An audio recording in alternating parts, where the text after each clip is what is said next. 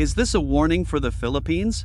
China fires water cannons at Philippine ships in the South China Sea. West Philippine Sea tensions skyrocketed in the South China Sea on Tuesday when Chinese Coast Guard ships unleashed water cannons on Philippine vessels during a humanitarian mission. Is this an ominous warning from China, showcasing its dominance and power in the region?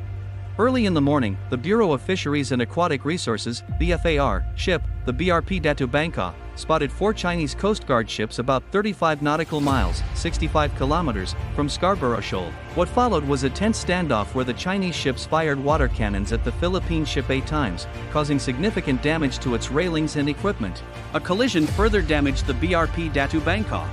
Despite the aggressive actions from China, the Philippine Coast Guard and BFAR ships continued their mission to deliver food and fuel to Filipino fishermen at Scarborough Shoal. The Philippine Coast Guard condemned the harassment and reaffirmed their commitment to supporting Filipino fishermen and protecting their rights in the West Philippine Sea. This incident happened during the annual Balikatan military exercises between the Philippines and the United States, which further emphasized the importance of the region. The U.S. Ambassador to the Philippines, Mary Kay Carlson, expressed strong support for the Philippines, highlighting the need to uphold freedom of navigation and international law. The clash is part of ongoing disputes over Scarborough Shoal, a significant area claimed by both China and the Philippines. Last September, the China Coast Guard placed a floating barrier at the shoal to block access, which the Philippine Coast Guard later removed. Adding to the situation, a Philippine group, Ateneo, plans to send a civilian convoy to Scarborough Shoal in mid-May to support local fishermen and assert Philippine sovereignty. Over 100 fishing vessels are expected to join, distributing supplies and placing buoys with the message WPS Ateneo, the West Philippine Sea is ours.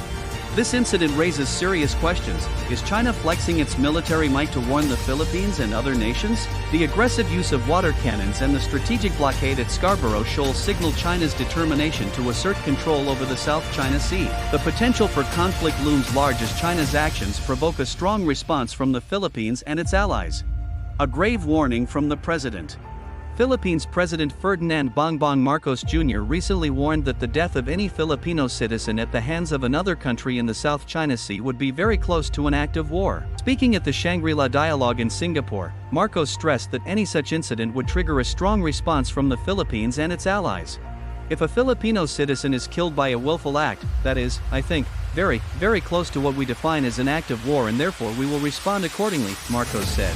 He emphasized that the Philippines' treaty partners, including the United States, hold the same standard. A mutual defense treaty between the Philippines and the U.S. ensures that any attack on Filipino forces could draw on American military support, raising the stakes of these maritime confrontations. What should be the Philippines' next move?